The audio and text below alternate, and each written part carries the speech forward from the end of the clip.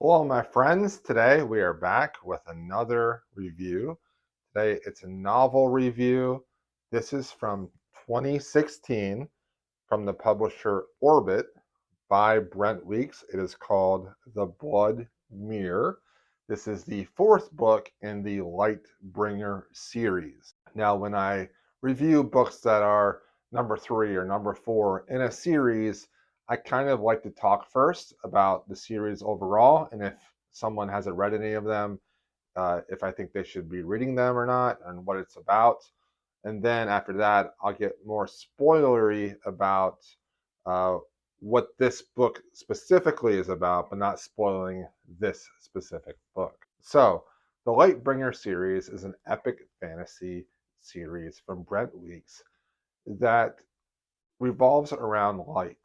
Different people have different powers based off of the different spectrums of light. This world is split up into satrapies, and there are 7 of them. And then there is a governing body called the Chromaria, and also at the Chromaria is where they train all of the drafters, the people that use the light, the different colors. The leader of the Chromaria is the Prism, and they usually can control all of the different colors and have all of the powers. Now, I enjoy this series a lot. I do think that it is worth reading. What is fantastic about Brent Weeks and his writing is he is able to do these multiple point of view stories with very short chapters, which allows you to jump from character to character and get a very large bird's eye view of the world and what is happening with each of the characters so that you can possibly connect the threads of all the characters together. And each chapter always ends on a great suspenseful note that makes you want to read more into the book. So these are very readable books, even though they are very long.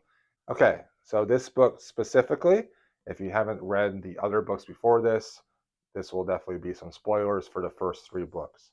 We find Gavin Guile in his own prisons of the different colors. He was thrown in there. We're not really sure what happened, how he got there, or who did it. We have Karis becoming the White at the end of the 3rd book. She took over the mantle of the White. We have Kip escaping the Chromaria after him and his friends, the Mighty, have uh, have been chased out of the Chromaria, and now they are going towards where the White King is.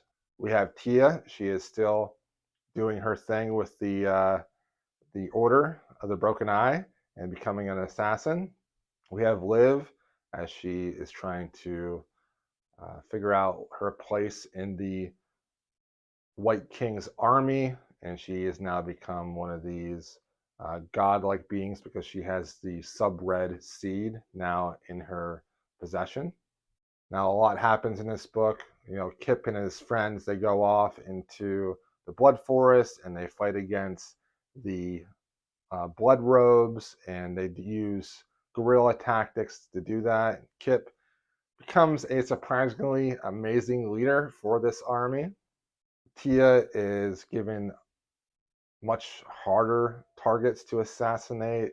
Her abilities with Parl is growing, and she has the Shimmer Cloak that Kip found in the previous book.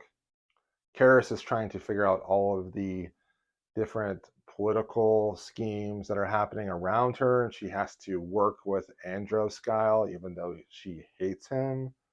And then we have Kip and his new wife, uh, Tissis, and that is where I want to start my thoughts on this book.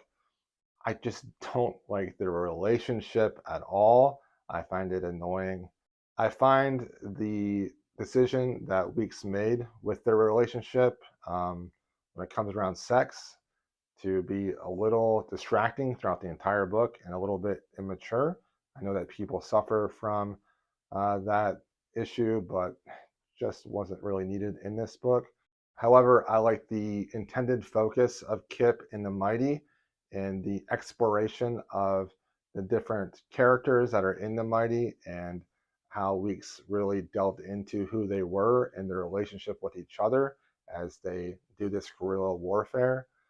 Tia Tia is a fantastic character. She is my favorite. I think without her in this series, I probably would have stopped probably on the last book.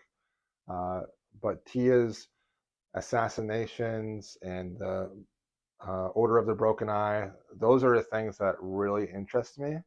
And everything with Gavin as well. I did kind of feel that this book was almost like a retcon of the other books. And I won't go into that in more detail, but I wasn't a big fan of those decisions by weeks. However, this is a very readable book, even though it's 600 and some pages long. I read it within 5 or 6 days because I really enjoy reading his books because they make me want to come back to them and read them. So I am looking forward to the last book in this series and to have another series crossed off. I would recommend the Lightbringer series if you love epic fantasy and the multiple point of views with quick chapters, with suspense, with a lot of reveals happening about the world, about the characters. If you like that in your epic fantasy, you would probably like this series. So that's my review of The Blood Mirror by Brent Weeks. Visit your local library and borrow this. I think it's fantastic. Start at the beginning, of course, and I will see you all next time.